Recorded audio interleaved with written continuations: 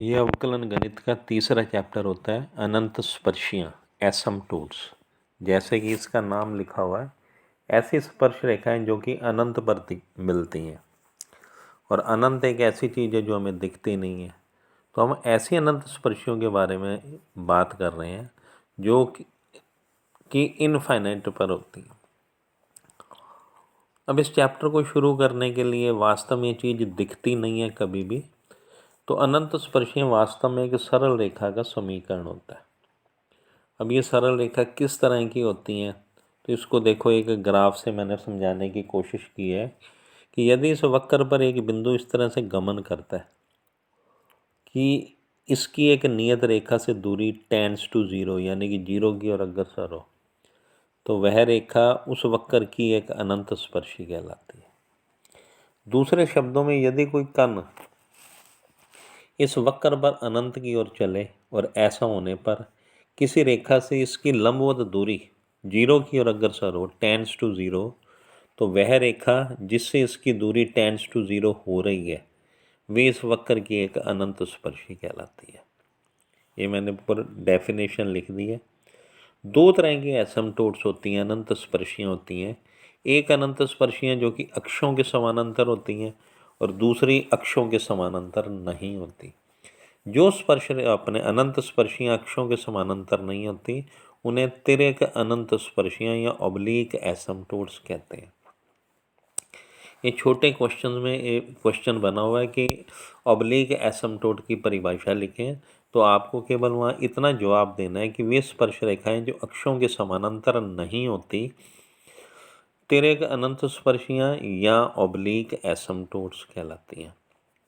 अभी जैसे मैंने पहले बताया, एसिम्पटोट ज्ञात करने का अर्थ होता है एक सरल रेखा का समीकरण ज्ञात करना। सरल रेखा अपने को मालूम है y is equal to m x plus c form की होती है। इसमें जो दो अननोन वैल्यूज़ होती हैं उनको हमें फाइंड करना होता है। एक m को फाइंड करना होता है और एक c को फाइंड करना होता है। m और c को फाइंड करके अपने किसी भी कर्व की, किसी भी वक्र की अनंत स्पर्शियाँ ज्ञात करते हैं। पहले परिभाषा पता होनी चाहिए। दूसरे नंबर पे अनंत स्पर्शियाँ अपने आप में एक स्ट्रेट लाइन की इक्वेशन है, सरल रेखा का समीकरण है, जिसमें अपने को m और c का मान ज्ञात करना। अब ये m और c के मान ज्ञात करने के कुछ तरीके बने हुए हैं, इनको आपने ध्यान से समझना है। शुरुआत में ये बताया जाता है कि जब भी तुम्हें कोई कर्व की इक्वेशन, वक्र का समीकरण मिलता है, तो सबसे पहले तुमने ये देखना है उसमें x या y की मैक्सिमम पावर कितनी है। x या y की मैक्सिमम पावर कितनी है, इससे अपने को, इस कर्व की इक्वेशन से अपने को x की जगह 1 और y की जगह m पुट करना होता है। अब ये पुट कहाँ पे करना है, तो मैंने जैसे बताया, कर्व की इक्वेशन में मैक्सिमम पावर वाले पद देखने होते हैं। जैसे मैंने कहा, कोई तुम्हें कर्व की इक्वेशन मिली, वक्र का समीकरण मिला जिसमें मैक्सिमम पावर n है, तो n वाले जितने भी पद होंगे उन पदों में x की जगह 1 और y की जगह m पुट करके 5 फुट में n लिखते हैं, ब्रैकेट में m लिखते हैं, तो बोलते हैं 5nm का मान ज्ञात करते हैं। ये जो 5nm का मान निकाला तुमने, इसको 0 के बराबर रखकर अपने m के भिन्न भिन्न मान ज्ञात करते हैं। इस 5nm को 0 के बराबर रख के अपने m के डिफरेंट वैल्यूज फाइंड करते हैं। अब m का मान निकालने के पश्चात c का मान निकालना होता है। c का मान निकालने के लिए हम एक फॉर्मूला यूज करते हैं। वो फॉर्मूला होता है -5n-1m अपॉन 5nm। अब मैंने जैसे बताया, अगर मैक्सिमम पावर n है तो उससे एक कम पावर जब लेनी होती है तो 5n-1m को रिप्रेजेंट करती है। इसको भी ज्ञात करने का तरीका वही है, जो x की जगह 1 और y की जगह m पुट करें और 5n-1m का मान ज्ञात करें। तो c का सूत्र बन गया -5n-1m अपॉन 5n-m। डैश यहाँ पे डिफरेंशिएशन को रिप्रेजेंट करता है।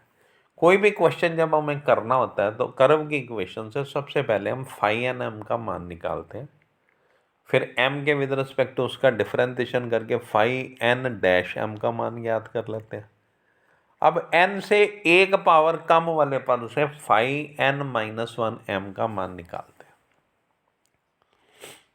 c का मान निकलता है इससे minus phi n minus one m upon phi n dash. ये सूत्र तब लगाना होता है जब m के सभी मान अलग अलग हो, डिफरेंट वैल्यूज हो।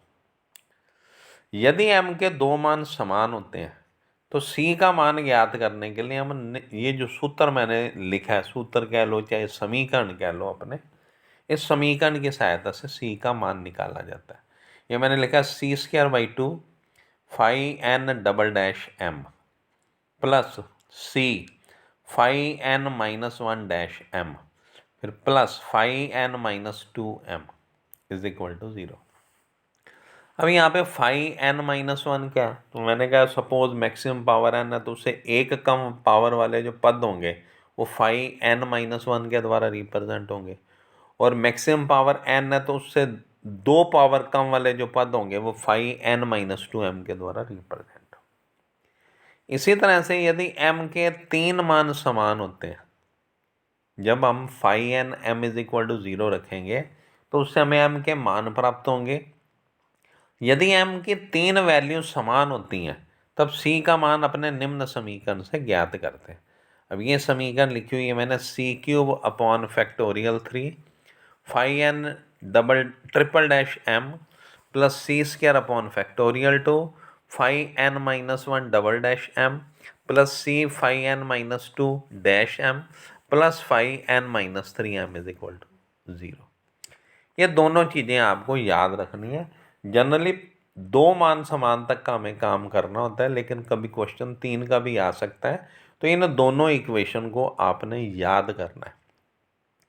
सिंगल वैल्यू तो उसके लिए फॉर्मूला मैंने तुम्हें बता दिया, दो m के मान समान हो तब किस तरह से करना है, तीन मान समान हो जाए तब किस तरह से करना है। m और c के मान आने के बाद हम y is equal to m x plus C में मान पुट करके उस वक्र की स्पर्श अनंत स्पर्शियां ज्ञात करते हैं। m और c का मान ज्ञात करके y is equal to m x plus C सूत्र में लाइन के समीकरण में मान पुट करके अपने उस वक्र की अनंत स्पर्शियां ज्ञात करते हैं।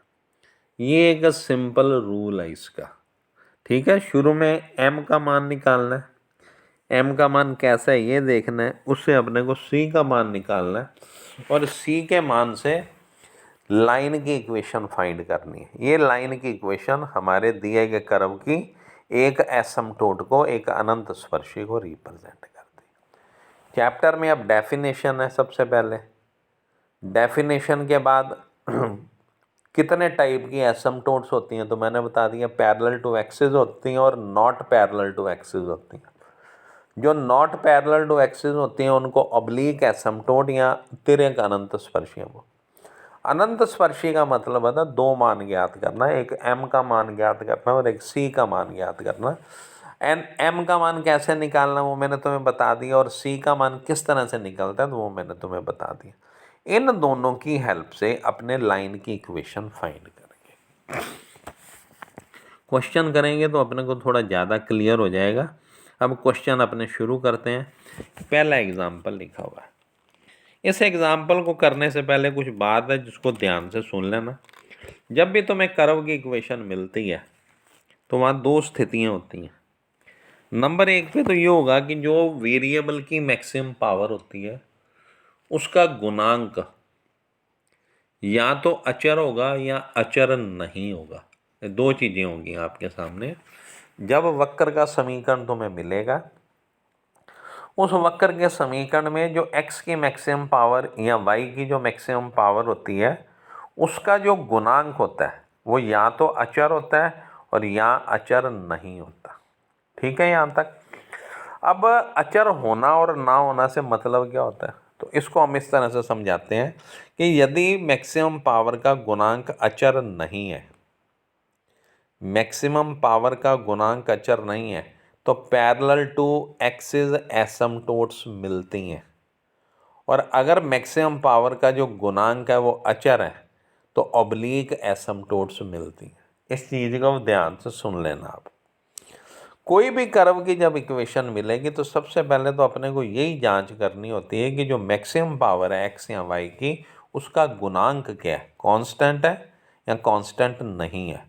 यदि कांस्टेंट नहीं है तो हम उसके गुणांक को 0 के बराबर पुट करके एसिम्प्टोट्स निकालते हैं। अब पहले अपने बात कर रहे हैं कि जो मैक्सिमम पावर का गुणांक है वो अचर नहीं है। तो यदि वो अचर नहीं है तो उस गुणांक को 0 के बराबर पुट करके एसिम्प्टोट्स निकाल ली जाती है। अब एक एग्जाम्पल लिखा हुआ है, पहले से एग्जाम्पल को सुन लीजिए। सिद्ध कीजिए निम्न वक्र की अनंत स्पर्शियाँ एक वर्ग निर्मित करती हैं जिसके 2 शीर्ष बिंदुओं से वक्र गुजरता है। ये कर्व की इक्वेशन है x² y² minus a² bracket में x² plus y² minus a² x plus y plus a4 is equal to 0। अब मैंने काम शुरू किया सॉल्यूशन, तो ये जैसी मैंने लैंग्वेज लिखी है पेपर में इसी तरह से तुमने लैंग्वेज लिखनी है। दिए गए वक्र का समीकरण, इक्वेशन लिख दिया और इक्वेशन नंबर 1 डाल दिया। फिर हेडिंग लिखना होता है एक्स अक्ष के समानांतर अनंत स्पर्शियाँ। दिए गए वक्र के समीकरण को निम्न प्रकार लिख सकते हैं। यहाँ पे देखो एक्स की मैक्सिमम पावर 2 दिख रही है तुम्हें, तो दो जगह पे उनको इकट्ठा करना होता है, तो मैंने इकट्ठा कर दिया x² y² minus a² minus a² y² minus a³ x plus y plus a4 is equal to 0। अब यहाँ पे जब x की मैक्सिमम पावर 2 है तो उसका गुणांक देखा मैंने, तो गुणांक मेरा यहाँ पे अचर नहीं है, कांस्टेंट नहीं है, ये वेरिएबल है। तो इसको उठा के मैंने 0 के बराबर कर देना। तो यहाँ मैंने लिख दिया, यहाँ x की अधिकतम घात 2 है जिसका गुणांक y² माइनस a² है। Put y² minus a² is equal to 0, y is equal to plus minus a, y is equal to a and y is equal to minus. ये 2 लाइन की इक्वेशन आ गई अपने पास। फिर मैंने दोबारा से लिखा y अक्ष के समानांतर अनंत स्पर्शियाँ। फिर लिखा समीकरण 1 को निम्न प्रकार लिख सकते हैं। देखो y की मैक्सिमम पावर 2 दिख रही है तो उसके भी 2 पद हैं, तो उसको मैंने इस तरह से लिखा y² x² minus a² minus a² x² minus a³ x plus y plus a4 is equal to 0। अब यहाँ y की अधिकतम घात 2 है जिसका गुणांक x² माइनस a² है, तो put x² minus a² is equal to 0, x is equal to plus minus a, x is equal to a और x is equal to minus a। अब यहाँ पे 2 अनंत स्पर्शियाँ x अक्ष के समानांतर और 2 अनंत स्पर्शियाँ y अक्ष के समानांतर अपने को मिल गई। टोटल अनंत स्पर्शियाँ 4 हो गई। अब ये चीज़ कहाँ से पता चलती है, तो हम कहते हैं जो कर्व की इक्वेशन मिली है उसमें मैक्सिमम पावर देख लो कितनी है। तो अब पहले पद में दोनों घातों का योगफल करें तो 4 बन रहा है ना, तो टोटल इसकी एसिम्प्टोट होंगी 4। तो अतः 4 अनंत स्पर्शियों के समीकरण, ये इक्वेशन लिख दी मैंने एसिम्प्टोट्स की। x is equal to a, x is equal to minus a, y is equal to a और y is equal to minus. अब ये 4 एसिम्प्टोट्स हैं जो लाइन की इक्वेशन एक वर्ग बनाती हैं जिसके सिरे ये और भुजा ये है, और ये वर्ग निम्न बिंदुओं -a, और a से गुजरता है किन्हीं 2 से।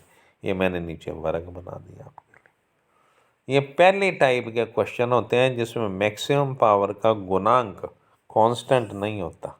जब कांस्टेंट नहीं होता तो उसी को 0 के बराबर पुट करके पैरेलल टू x एक्सिस और parallel to y axis asymptote find की जाती है। ये पहली टाइप है जिसको आपने समझना है। ठीक है, आज ये, कल मैं सेकंड टाइप के क्वेश्चन तुम्हें बताऊँ।